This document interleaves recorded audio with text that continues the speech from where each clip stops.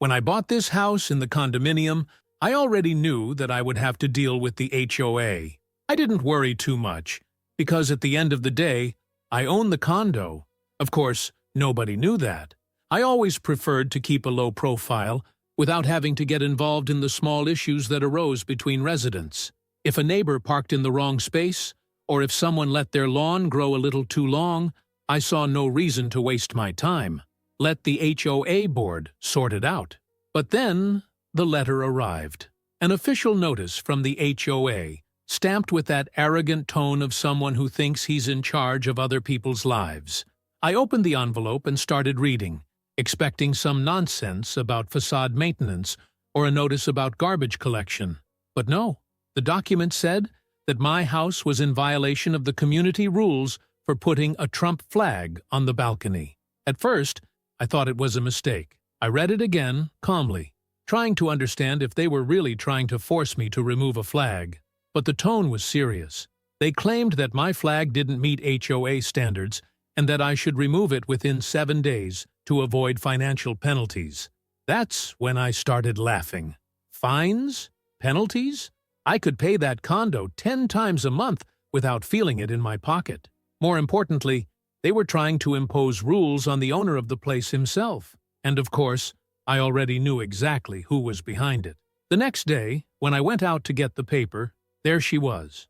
The woman was already waiting for me, her arms crossed, her foot tapping lightly against the concrete, and that expression of someone who takes pleasure in being unbearable. She gave me a forced smile as soon as she saw me. "I see you've received the notification." She said this with such a satisfied tone that she seemed to believe she had already won. I smiled back, keeping my tone as calm as possible. "Yes, I did. I read it carefully." She nodded, as if she was about to lecture me. "Good. So can you remove the flag by the end of the week?" I didn't even have to look back to know that the flag was still fluttering on my balcony, but I made a point of turning my face away, gazing at the fabric swaying in the wind, and then facing it again. "Yen." Her smile disappeared instantly. "What? I'm not taking down the flag." She blinked a few times, as if her brain had locked up. It was clear that she wasn't used to being contradicted. But that goes against HOA guidelines. I crossed my arms, feigning consideration. Curious, because I read the guidelines before I put up the flag, and I didn't find anything that forbids it. She clenched her jaw, visibly annoyed. Well, maybe I need to read it again, because this community has clear rules about the type of external decoration allowed. If you don't remove the flag, we can impose fines. She really thought she could fine me. I took a deep breath so as not to laugh in her face. If this woman knew who was really in control, she would probably be choosing her words much better. But I wasn't going to reveal my trump card now. Fines? That sounds serious. I feigned a worried tone. You know what else sounds serious? Making up rules that don't exist just because you don't like what you see. She narrowed her eyes. I could see the internal conflict going on in her head. She was trying to decide whether to intimidate me even more, or pretend to be reasonable. But her personality didn't allow for the second option. She took a deep breath and looked at me firmly. "Let's see what the council has to say about this." And then she turned and marched back home, thinking she was going to be able to force me to obey. Little did she know that this fight was already lost before it had even begun, and I couldn't wait to see her realize it in the worst possible way. After the little confrontation in front of my house, I was curious to see how far this woman would go. She didn't know that I was the real owner of the condominium, and that meant she thought she had power over me, which made me even more excited to see how big a fall she was about to take. Over the next few days, I realized that she was moving around behind the scenes. I saw some neighbors talking to her on the sidewalk, their expressions varying between confusion and agreement. She spoke animatedly, clearly trying to convince people of something. I knew what it was. She was trying to gather support to force me to remove the flag. And how did I know that? Because soon after, new notifications started arriving from the HOA. This time, there were multiple letters. And, apparently, she had escalated the situation. The first letter still insisted that my flag was against the community rules and gave me a deadline to remove it. The second letter said that, due to my repeated refusal to follow the rules, the HOA was assessing a daily fine until I complied. But the third letter, the third one was the best of all. It said that, due to the continued violation, the HOA was considering legal measures to ensure compliance with the community's rules. In other words, they were hinting that they might try to sue me. Now, this was turning into a real comedy show. Was this woman really willing to spend money on a lawyer just because she didn't like seeing a flag waving on my porch? She was determined, and that's exactly what I wanted, because the harder she tried to bring me down, the greater the impact of the fall. 2 weeks after my first conversation with her, I received an official email from the HOA informing me that there would be a special meeting to discuss disciplinary matters within the community. The subject of the meeting, my flag. Oh, that would be fun. When the day of the meeting arrived, I made a point of arriving a little late. I wanted to make sure that Karen had enough time to speak first. When I entered the condo's conference room, I found about 15 residents gathered around the table, with a few HOA board members sitting in front, including her, and the woman was beaming. You could see in her expression that she thought she was about to crush an enemy. I sat quietly and waited. She raised her voice and began to address the room. We, as a community, need to maintain a standard of respect and visual harmony. We cannot allow a single resident to disrespect the rules set by the HOA, because this could cause a dangerous precedent. The other HOA members nodded. Some neighbors murmured among themselves. The woman had managed to convince a group of people that my flag was a threat. She continued, and more than that, this refusal to follow the rules shows a complete lack of respect for our community's guidelines. I have proposed that we take more serious measures to ensure that this violation is corrected immediately. That was the icing on the cake. She proposed more serious measures. She was too excited to realize the mistake she had just made. When she finished her speech and finally sat down, the HOA president snorted and looked at me. Would you like to say something before we vote on the penalties? I leaned forward, calmly. Actually, yes. I'd like to clarify a few things before you make any decisions. The woman slouched in her chair, crossing her arms, convinced that I was going to beg them to go easy on me. She had no idea what was coming next. First of all, I reviewed the HOA rules. Nowhere does it specify that political flags are forbidden. The document only mentions that they can't block windows or impede visibility from the street. Since my flag does none of these things, I'm not breaking any rules. The room was silent for a few seconds. Some HOA members exchanged glances, realizing that this was true. The woman was already turning red, but I wasn't finished yet. Now, let's move on to the second question, the fines. How does the HOA intend to impose penalties on something that is not prohibited in the guidelines?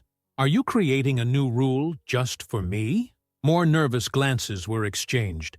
Some of the board members started to get visibly uncomfortable. And then, I delivered the fatal blow. And finally, I want to clarify a small detail that I don't think anyone here knew. I'm not just a resident of this condominium. I am the owner of the condominium. I am the main investor and legal owner of this complex. And so all these threats of eviction, fines, and lawsuits are absolutely pointless. The silence that followed was the most beautiful thing I've ever seen in my life. The woman paled instantly. She blinked a few times, her eyes wide, unable to process what she had just heard. I looked directly at her and smiled. And now, can we talk about the penalties that really matter? Her face? Priceless. The silence after my revelation was absolute. The meeting room, once full of murmurs and agreement, was now filled with confused expressions, nervous glances, and a tension in the air that you could almost cut with a knife. But the best part of all? The woman was pale. She blinked repeatedly, as if her brain couldn't process the information. She had spent weeks trying to bring me down. She'd managed to gather support, spread gossip around the neighborhood, organized this meeting thinking she was going to come out of here victorious. But now she realized how big a mistake she had made. And the best part? I haven't finished yet. The president of the HOA, a middle-aged man who until then had seemed neutral in the discussion, cleared his throat, trying to disguise his general embarrassment. So, you mean it's... I leaned forward, smiling. The owner of the condominium? Yes, I'm the main investor and legal owner of the complex. All the properties belong to me, and any major administrative decision goes through my approval. He swallowed and nodded slowly. Finally, someone understood the situation. But the woman? Oh, she refused to accept defeat. She huffed, crossing her arms and tapping her fingers against the table, trying to regain control of the conversation. Well, that doesn't change the fact that there are rules to be followed. If we allow this flag, other people might start putting up flags too. This could become an aesthetic problem for the community. I laughed, loud, so loud that other HOA members shrank back in their chairs. She was still trying to argue, even though she knew it was hopeless. But I wanted to put an end to this nonsense once and for all. Well, since you mentioned aesthetics, let's talk about the HOA guidelines. I pulled a folder out of my backpack and threw it on the table. Here is the complete copy of the HOA bylaws, signed by me 2 years ago. In the document, there is not one clause that prohibits political banners. And while we're on the subject of aesthetics, there are also no rules against the Johnson soccer team banners on House 47 or the Parker family's over-the-top Halloween decorations on the main street. So, why exactly is my flag a problem? The woman turned red, very red. She opened her mouth to answer, but closed it again, because now everyone in the room was looking at her, and suddenly, that certainty she had was gone. She knew she was screwed, and I haven't finished yet. Oh, and one more thing. I made a point of keeping my voice calm, almost casual. This meeting was organized irregularly. There was no prior consultation with me to approve the topic, and any decision taken here today has no validity whatsoever. This means that any attempt to impose fines will be annulled immediately. The woman looked like she was going to explode. The other HOA members shrank back in their chairs. They realized they were in dangerous territory. If they tried to go along with her antics, they would be defying the owner of the condominium himself, and they didn't want to pay to see it. The HOA president sniffed once more, trying to make amends. Well, in light of this new information, I think we can reconsider this flag issue. He looked around the room, hoping that someone would disagree, but no one had the courage to open their mouths. Everyone knew that the woman had lost. But the best part? She still tried one last blow. The woman, already visibly at a loss, let out a forced sigh and tried to change her approach. Okay, maybe that flag thing was a bit of an exaggeration, but what about HOA management? If you're the owner of the condominium, why haven't you ever participated directly in the decisions? Doesn't that seem a bit irresponsible? I smiled. She was trying to turn the tables to attack me in another way, but it was too late. Actually, I let the HOA act independently because I trust the members to do an efficient job. But now that I've seen how certain people have used that power, maybe it's time for a review. The HOA board members turned pale, and the woman finally realized what she had just done. Not only had she lost the flag fight, she had now given me a reason to overhaul the entire HOA management. And if there's one thing these people value more than the power to annoy their neighbors, it's keeping that power. They didn't want me to start taking a closer look at how everything was being run. The HOA president cleared his throat in a cold sweat. Well, I guess we can consider that matter settled. He looked at the other board members who immediately agreed. And then he turned to me. You can keep your flag. The woman's eyes widened, but there was nothing she could do. The decision was made. The meeting was over, and her war ended with a public humiliation. She picked up the papers in front of her and left the room angrily, without looking at anyone. And what about me? I just leaned back in my chair, satisfied. Now I just had to wait and see what would happen to her after that. Because one thing was certain, She hadn't yet felt the full weight of defeat, but she would soon. The HOA meeting had ended catastrophically for her. She had planned everything. She had rallied support. She had used every trick in the book to try to intimidate me. But in the end, she was exposed in front of everyone and left humiliated. For an ordinary person, that would have been enough to give up. But Karen, she still tried to resist. Over the next few days, I realized that something had changed. She no longer showed up at the condominium meetings. Normally, she was the one who organized these meetings, always with some pointless topic, like decorating patterns for the holidays, or the need for a unified color palette for the houses. But now, total silence. She no longer confronted me personally, didn't try to send me new notifications, and, for the first time since I put my flag on the balcony, I had peace.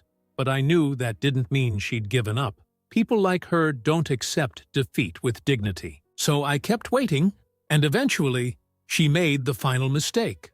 One morning, I received an email from a municipal agency informing me that my property had been anonymously reported for violating local landscaping regulations and displaying political material in a private area. I read the email once, then I read it again, and laughed. Did she really go to the government to try to bring me down? It was almost sad. Almost. The problem for her was simple. My flag was 100% legal. State laws allowed private property to display political flags, without restriction as to size or position, as long as they didn't encroach on public space or obstruct the view of traffic. I already knew that, of course. I always check the rules before making any decision involving my property. But Karen? Karen wasn't the type to worry about laws. She just wanted things to be her way. So I picked up the phone and called the municipal inspector responsible for the complaint directly. The conversation was quick. I explained the situation, mentioned my position as owner of the condominium, and suggested that they investigate the source of the complaint. The inspector, realizing that he had been drawn into a petty quarrel, closed the case immediately. But before he hung up, he made a point of telling me something very interesting. The anonymous complaint was made from the HOA's computer. In other words, Karen had used the HOA's resources to try to get to me. She didn't do this as a simple resident.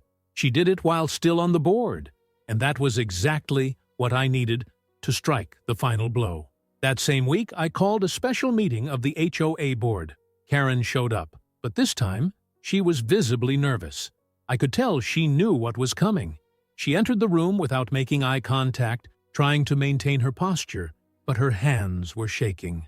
I waited until everyone was settled before I spoke. I invited you here today to discuss an urgent matter relating to the management of the HOA. There was some murmuring.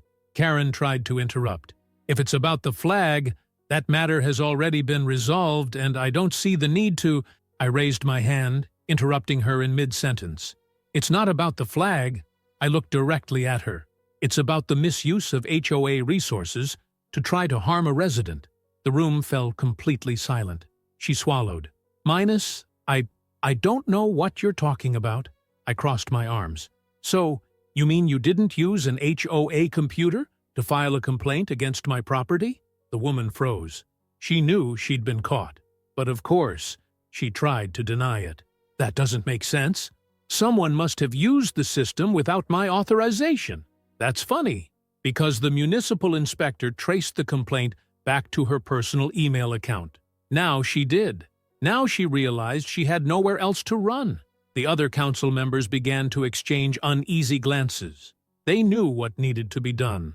The president of the HOA sniffed and, with a hesitant voice, said, "Karen, you know this is a serious violation of internal rules, right?" She opened and closed her mouth, desperately looking for a way out of this.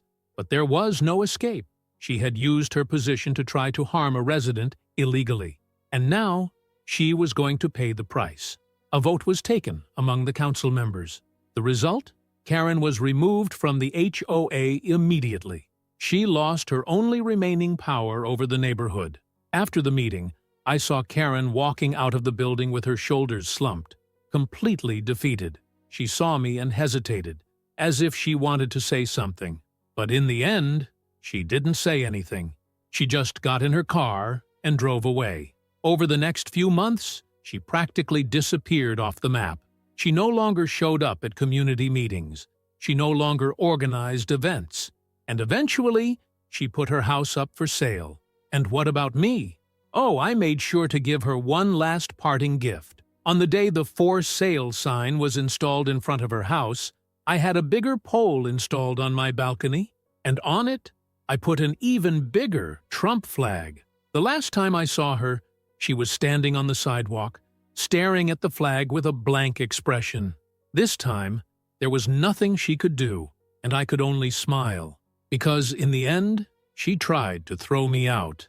And the one who ended up leaving was her. And if you liked this video, don't forget to leave a comment and a like.